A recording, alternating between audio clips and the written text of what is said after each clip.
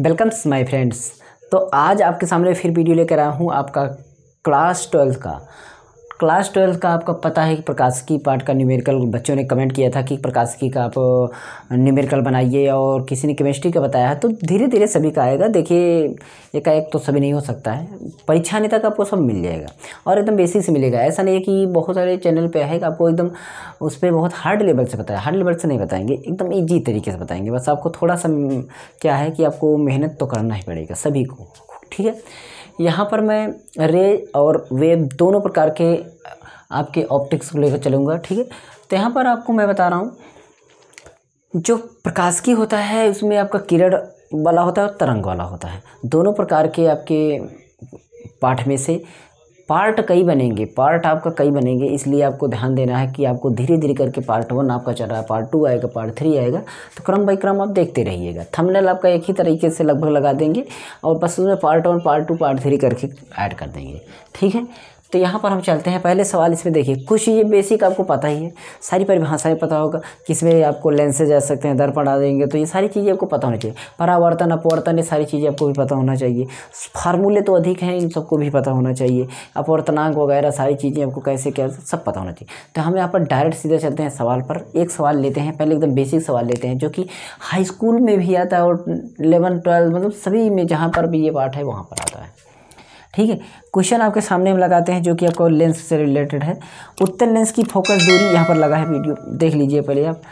उत्तल लेंस की फोकस दूरी 10 सेमी है तथा अवतल लेंस की फोकस दूरी 50 सेमी है। उत्तल और अवतल दोनों की फोकस दूरी का आपको यहाँ पर दिखाया गया है और बताया गया है, और दोनों लेंस जो है संपर्क में रखे गए, दोनों लेंस को संपर्क में रखा गया है साथ साथ।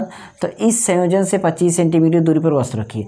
ऐसे संयोजन मतलब एक लेंस लगाएगा और वस्तु जो है इतनी दूरी पर रखा गया है, और इस वस्तु की दूरी पर रखने की वस्तु का जो प्रतिबिंब कैसे बनेगा, मतलब यहाँ पर दो लेंस का संयोजन किया गया, दोनों लेंस को आगे पीछे सेटअप किया गया है, और वस्तु को देखना है। वस्तु को अगर देख रहे हैं तो उसका प्रतिबिंब कैसे बन रहा है, छोटा बड़ा या कैसे, वे सारी चीज़ें यहाँ पर देखेंगे। उसका न्यूमेरिकल कैसे हल करना है वो हमें देखना है।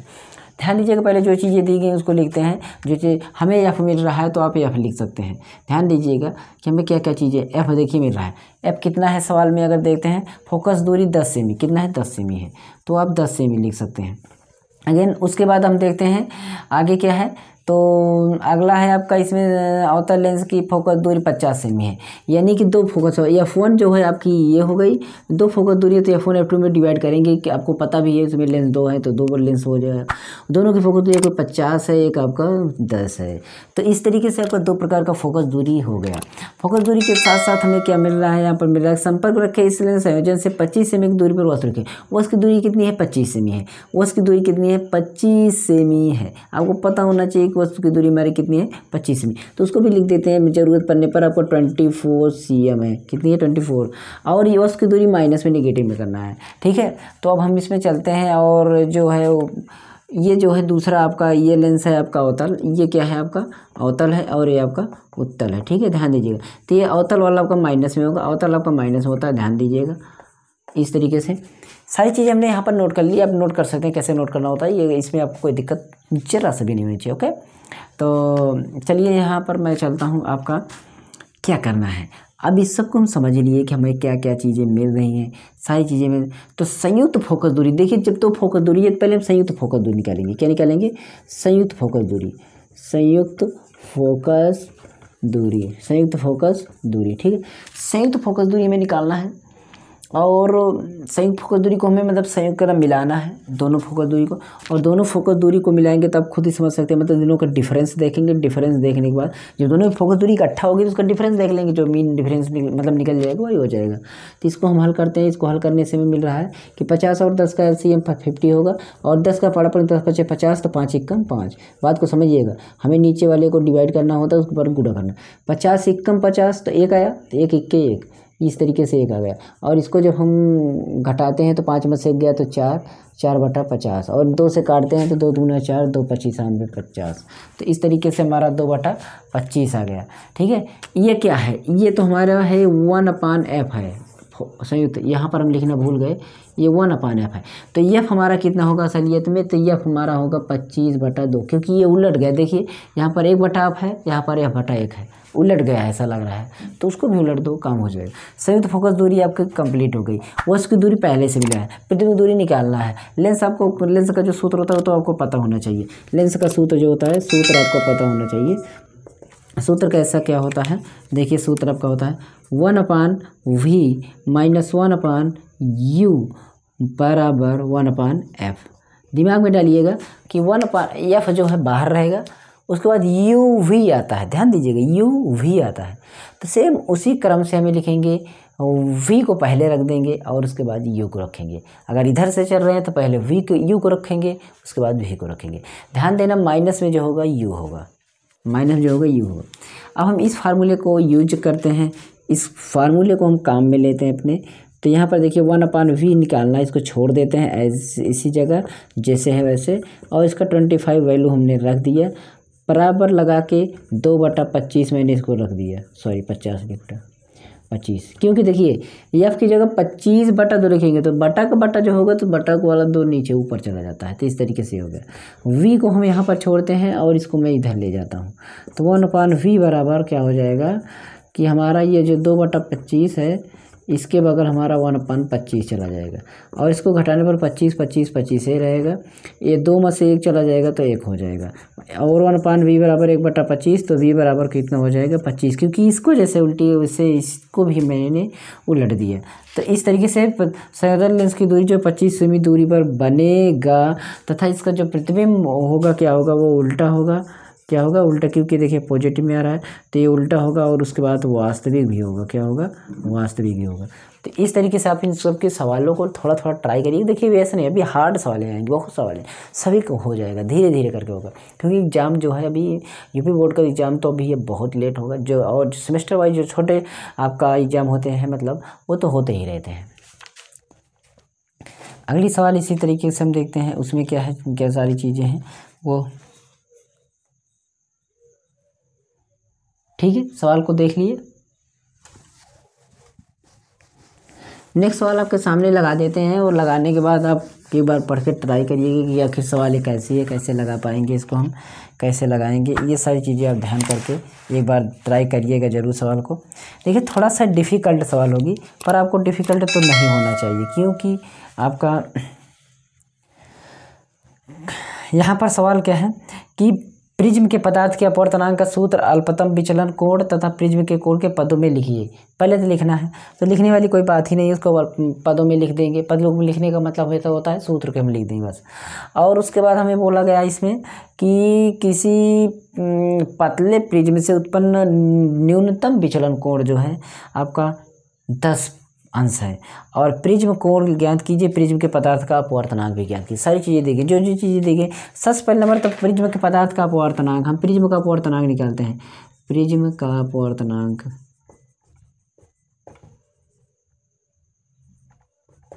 देखिए पढ़ दिए हैं, अब जल्दी में लिखेंगे तो कुछ समझ में नहीं कोई दिक्कत नहीं। तो पता प्रिज्म का अपवर्तनांक यानी कि प्रिज्म के पदार्थ का अपवर्तनांक, सीधी बात है। तो इसको हम कैसे क्या लिखेंगे, तो हम सबसे पहले ध्यान देंगे कि जो प्रिज्म अपवर्तनांक जो होता है उसको हम एन से डिनोट करते हैं, ये ध्यान देना है, ये ठीक है। और उसके बाद यहाँ पर हम साइन लिखेंगे। ये सूत्र जो होता है, सूत्र तो आपको कभी भी कहीं तो याद ही करना पड़ेगा, ऐसा नहीं है कि आपको, तो सूत्र जो हमें होना है मतलब लिखना है, तो यहाँ पर हमें एक इस तरीके से लिखे होंगे। तो जो भी आपको यहाँ पर देख रहा है, ये सूत्र जो है आपको मिलेगा विचलन कोण में, मतलब ये अपवर्तनांक प्रिज्म वाले में आपको मिलेगा, ठीक है। अपॉन आपका जो है यहाँ पर 2 है,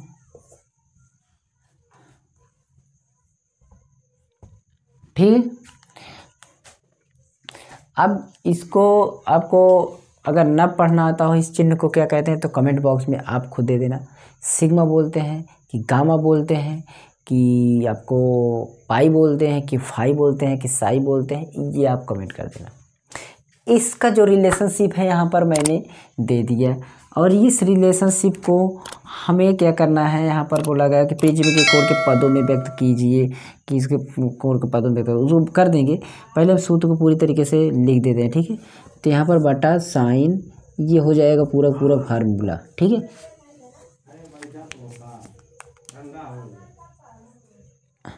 अब यहाँ पर जो है यहाँ पर ये इसका, अब इसका जो है विचलन कोण, मतलब ये जो क्या है, ये इसको बोलते हैं विचलन कोण, इसको क्या बोलते हैं, सिग्मा विचलन कोण, ठीक है, ये क्या है, विचलन कोण।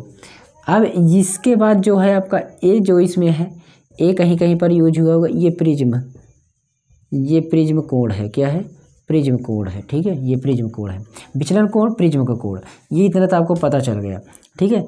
और इसमें जो कि दिया गया है आपका, चूँकि आपको पता है कि ये आपका मान आपका 10 अंश है और अपवर्तनांक का मान 1.5 है, ये चीज़ तो आपका दिया गया है, बस आपको निकालना क्या है, आपको निकालना है ये क्या निकालना है आपको, ठीक है, प्रिज्म का कोण निकालना है। अच्छा ठीक है, हम अगर सारी चीज़ें यूज करते हैं और लगाते हैं तो हमें प्रिज्म के लिए विचलन कोण जो होता है, प्रिज्म के लिए विचलन कोण, प्रिज्म के लिए विचलन कोण, प्रिज्म के लिए विचलन कोण, प्रिज्म के लिए विचलन कोण जो होता है आपका, सूत्र देखिए थोड़ा बहुत आपको याद करना ही पड़ेगा, बिना सूत्र के काम नहीं चलेगा, ठीक है। यहाँ पर लिखना, मैं यहाँ पर लिख रहा हूँ ताकि आपको दिखाई दे, कोई दिक्कत ना हो। ओके, तो यहाँ पर हम सारी चीज़ें हम रखते हैं। इसका मान हमें 10 है, 10 अंश और बराबर 1.5 माइनस इसका 1 का तो 1 ही लिखेंगे, उसमें कोई चेंजेज होगा। ए का मान हमारा निकालना है, इसको छोड़ देंगे ऐसे ही। अब इसको हम कैसे लिखना है, यहाँ पर देखिए 10 अंश, इसको छोड़ देंगे। यहाँ पर ये जो है इसको हम क्या करेंगे, मतलब अपने में ए से सबसे हम जब ए से हम गुणा करेंगे, एक में से पहले 1.5 में से 1 घटा देंगे तो हमारा पता है कि 0.5 बचेगा, 1 घटा देंगे और गुणा ए है, ए का गुणा करेंगे, ठीक है, ए गुणा करेंगे। अब ए यहाँ पर छोड़ देंगे, इसको बटा में लेके चलाएंगे, ये यहाँ पर छोड़ देंगे, इसको बटा में लेके चलाएंगे, तो ये यहाँ पर मैंने छोड़ दिया, इसको मैं इसके बटा में लेके आऊँगा क्योंकि ऊपर नीचे हो जाएगा। और यहाँ पर ये अंश है, यहाँ पर ये 5 का अंश है, ध्यान दीजिएगा ये 5, और यहाँ पर 0.5 है, 0.5, इसका दशमलव हटाएंगे तो ये 100 की जगह 10 की जगह 100 अंश हो जाएगा, और उसके बाद 5 ये हो जाएगा, काट देंगे तो 5 दूना 10, 20 अंश हो जाएगा। कितना अंश हो जाएगा, 20 अंश हो जाएगा। इस तरीके से आपका ये सवाल है, इस तरीके से आपका ये सवाल है, इसको आप लगाइएगा। और हाँ, इस चिन्ह का आपको कमेंट बॉक्स में दे देना कि आखिर आपका कौन सा चिन्ह है, क्योंकि आप 12th में पढ़ रहे हैं तो आपको ये चिन्ह का नाम पता होना चाहिए।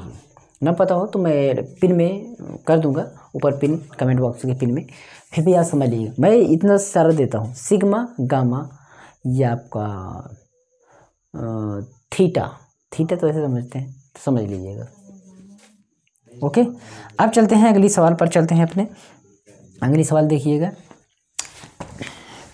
एक एक सवाल, देखिए एक सवाल मतलब इसमें कि सारी सवाल बहुत सारे पार्ट में आएगी, तो आप चिंता मत करिए। कठिन सवाल जो भी आप सोच रहे हैं कि ये सवाल कब बताइएगी, तो आगे आएगी सवाल। पूरा प्रकाशिकी में आपको मिल जाएगा, ऑक्टिव सब पूरा पढ़ लीजिए, ठीक है। अब यहाँ पर देखिए सवाल है आपका, एक प्रिज्म का अपवर्तनांक 60 अंश है और जब प्रकाश किरण पर 45 अंश पर अपवर्तित होती है और वो 50 अंश पर आपतित हो रही है, ठीक है। हम न तो कोई फिगर बनाएंगे न कुछ, हमें डायरेक्ट सवाल लगाएंगे। तो अल्पतम विचलन कोण क्या होगा, अल्पतम विचलन कोण ज्ञात करना है। तो अल्पतम विचलन सबसे पहले देख रहे हैं ए हमारा कितना है, ए हमारा 60 अंश है। मैंने बोला ए क्या है आपको पता ही है पहले से, अभी ही पता चला प्रिज्म कोण है, तो एक आपको पता, उसमें उसके बाद आपका जो है इसमें 45 अंश पर आपतित होती है, आपका आई है, ये क्या है, आई है। आपतन कोण, अपवर्तन और परावर्तन, अपवर्तन और परावर्तन पढ़ेंगे तो आई और आर के बारे में बराबर जानते होंगे, ठीक है। उसके बाद आई हो गया, आई के बाद आपका फिर से वही ये, इसका मान हमें ज्ञात करना है, मतलब इसका जो इसको क्या ये निकालना है, क्या निकालना है, इसका मतलब विचलन कोण निकालना है। क्या निकालना, विचलन, तो इसका मतलब विचलन कोण निकालना है। और विचलन कोण निकालना है तो आपको पता है कि आपतन कोण बराबर होता है, आपतन कोण बराबर, आपतन कोण को क्या बोलते हैं आप, आई बोलते हैं, आई छोटा आई, ठीक है। और आपका ए अपान ये हो गया, ठीक है। अभी मैं इसका नाम इसलिए बोलूँगा कि आप कमेंट में वही दे देंगे, इसलिए तो आप कमेंट कर दीजिएगा, नहीं पिन कर देंगे बस। अब क्या है, इसका हमें सूत्र पे रखना है, सूत्र पे रखते हैं। पहले अल्पतम विचलन कोण लिखते हैं, अल्पतम विचलन कोण, अल्पतम विचलन, अल्पतम विचलन कोण, ठीक है। तो ये आपका अल्पतम विचलन कोण जो होता है, ठीक है। इसको हम क्या ऐसे निकालेंगे, 2IA, ठीक है, 2IA। देखिए मान जब रखेंगे यहाँ पर तो ये 2I के बगल चला जाएगा, यहाँ पर मैं ऐसे लिख देता 2i के बगल चला जाएगा। और a आपका ये इसको निकालना ही है, आपको पहले से ही पता है। तो 2ia